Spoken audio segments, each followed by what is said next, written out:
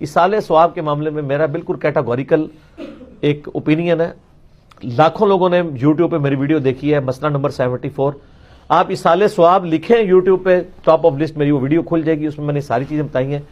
11ویں ہو, میلاد ہو, محرم کی نیاز ہو, یا آپ کی یہ رجب کے کنڈے ہوں, ان ساروں کے بارے میں کہ یہ سب کی سب ایکٹیویٹیز دین میں خود سے داخل کی گئی ہیں. ہم ان کو کفر و شرک والا معاملہ نہیں کہتے, لیکن بدعات تو ہیں. اب رہ گیا مسئلہ کہ اس طرح کی ایکٹیویٹیز میں جو کھانا ہے وہ حلال ہے یا حرام ہے. کہ کھانے کو حرام کہنے کے لیے یہ چیز ضروری ہے کہ آپ پہلے اس کی حرمت ثابت کریں. اس میں دو طریقے ہیں, یا تو وہ چیز جو پکائی جا رہی ہے وہ حرام ہو, کوئی خنزیر بنا دیتا ہے تو حرام ہے, یا چیز تو پاک تھی لیکن اس کے ذبح کے وقت زبر کے ساتھ غیر اللہ کا نام لیا گیا, تو وہ پھر بھی حرام ہو جائے گی. تیسرا مسئلہ ہے تقرب والا. تقرب میں اب دو طرح کے آپشن ہیں. ایک تقرب یہ ہے کہ کوئی شخص یہ کہتا ہے کہ میں فلاں بزرگ کے اصالہ ثواب کے لیے کر رہا ہوں, حضرت حسین علیہ السلام کو ثواب پہنچے, ایک میری طرف سے ہدیہ.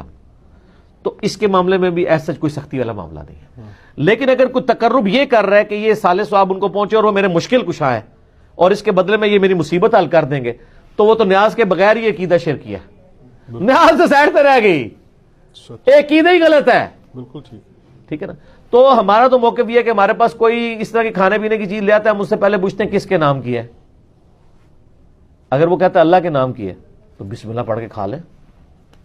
اگر وہ کہتا ہے یہ فلاں بزرگ کی ہے تو اسے پوچھے یہ بزرگ کے نام سے مراد آپ کیا لے رہے ہیں, کیا ان کی رضا کی خاطر ہے, ان کے نام کا ذبیح ہے؟ تو سر یہ کوئی بھی نہیں آپ کو کہے گا. کوئی جاہل کہہ دے تو کہہ دے, وہ کہے گا نہیں اللہ نے نام دیا ثواب پہنچانا ہے انہوں نے. اچھا جی, پھر زیادہ وہم نکالنا ہے تو آپ پوچھ لیں کہ ثواب پہنچا کے کڈنا کہ جے وچوں جے تسی واقعی کھانا نہیں کھانا تے, جے کھانا کھانا تے اتنے تک ہی سوال رکھو, زیادہ غلوف نہ کریں آپ کیونکہ غلوف کریں گے نا تو معاملات بگڑیں گے. اور یہ میں آپ کو اپنی طرف سے نہیں بتا رہا, صحیح بخاری میں سیدہ عائشہ نے نبی علیہ السلام سے پوچھا, یا رسول اللہ علیہ وسلم یہ کچھ نیو مسلم ہے, ہمیں نہیں پتا انہوں نے ذبیحہ صحیح کیا ہوا یا نہیں کیا, تو یہ جب کوئی اس طرح کی گفٹ لے کے آتے ہیں ہم کیا کریں؟ آپ نے بسم اللہ پڑھ کے کھا لیا کرو.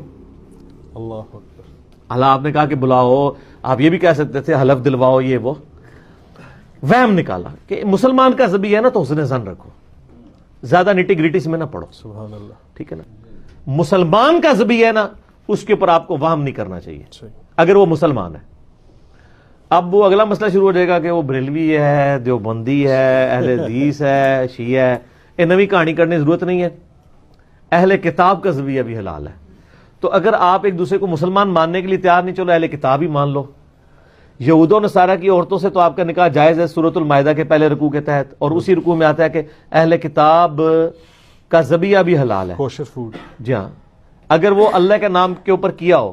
تو اگر یہود و نصارہ کا اللہ کے نام کا ذبیحہ حلال ہے تو جو آپ کے اپنے اہل کتاب ہیں قرآن کے فائنل ٹیسٹمنٹ کے ماننے والے, وہ تو old testament new testament tempered form میں مان رہے ہیں, اور وہ اتنے ظالم ہیں کہ نبی علیہ السلام کو وہ دجال سمجھتے ہیں, نعوذ باللہ.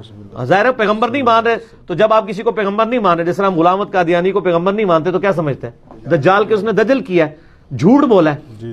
اس کے باوجود اللہ تعالیٰ کہہ رہا ہے کہ ان کا ذبیحہ بھی حلال ہے. اور جو آپ کے نبی کے عاشق ہیں, جو محمد اور آل محمد کے لیے جان دینے کے لیے تیار ہیں, سر ان کے اوپر آپ کم از کم یہودیوں والا اسٹیٹس تو ان کو دے دیں.